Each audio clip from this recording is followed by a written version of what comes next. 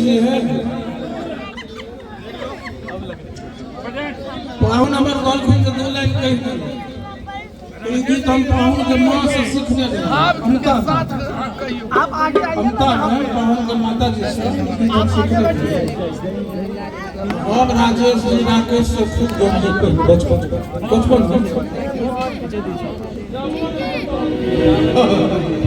जब शुरुआत हुई अब 2 लाइन गावे अग्रवाल गोवा सब होते हे भोलानाथ जी सुन रहे थे कंपोजिशन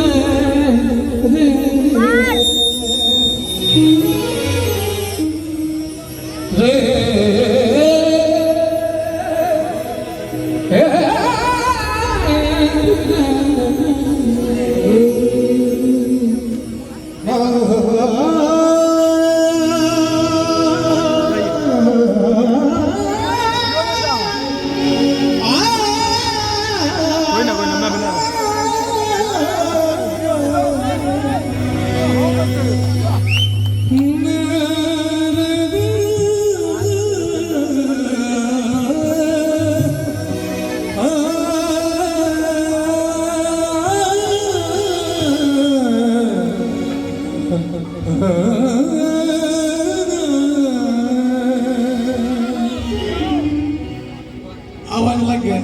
गोरे सावन में शेर में बहुत गोरे सावन बादरा कम कर दिया एक नोट कम कर दियो भाभी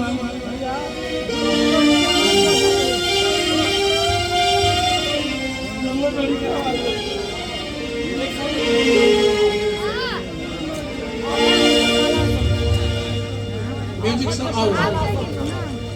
गोवन सावन बादरा के देश में घुमा से चाँद झाँकेला से चाँद झाँकेला ऐसे जानी तो कुबानी सजो हमरा लाज लगेला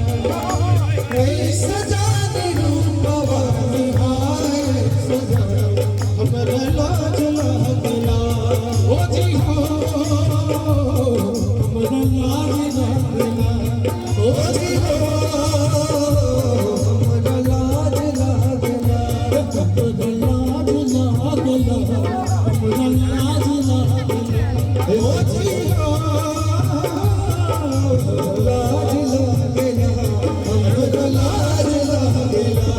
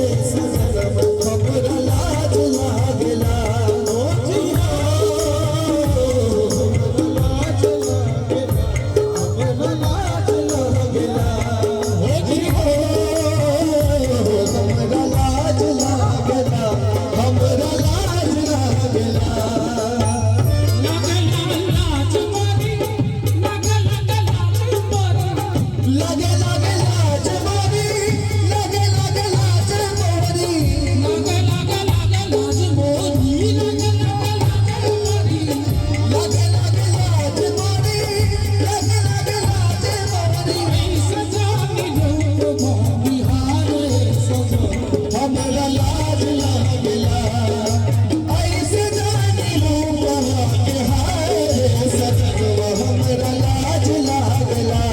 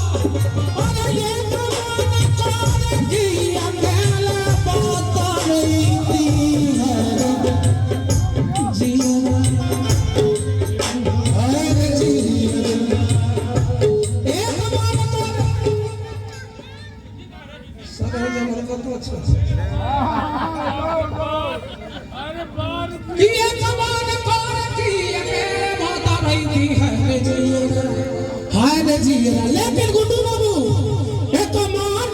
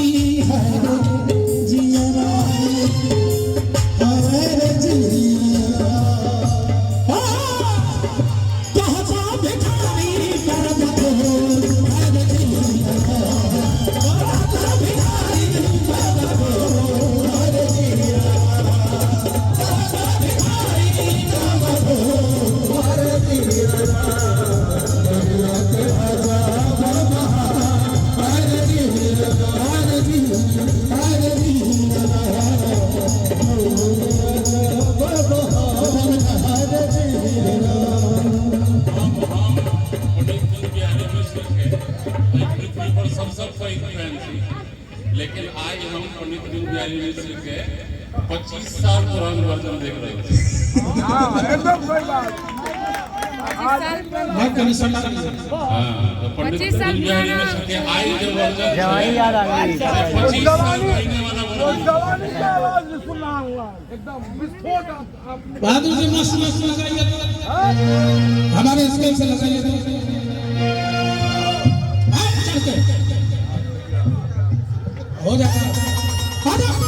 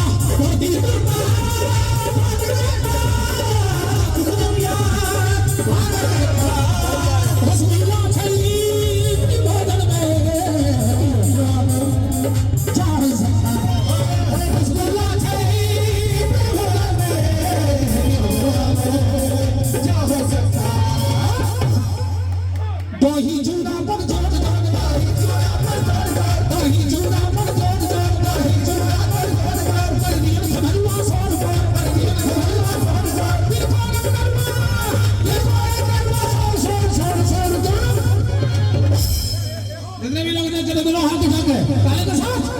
फिर कौन अंदर हुआ सोर सोर मन में चकरा ने बस बस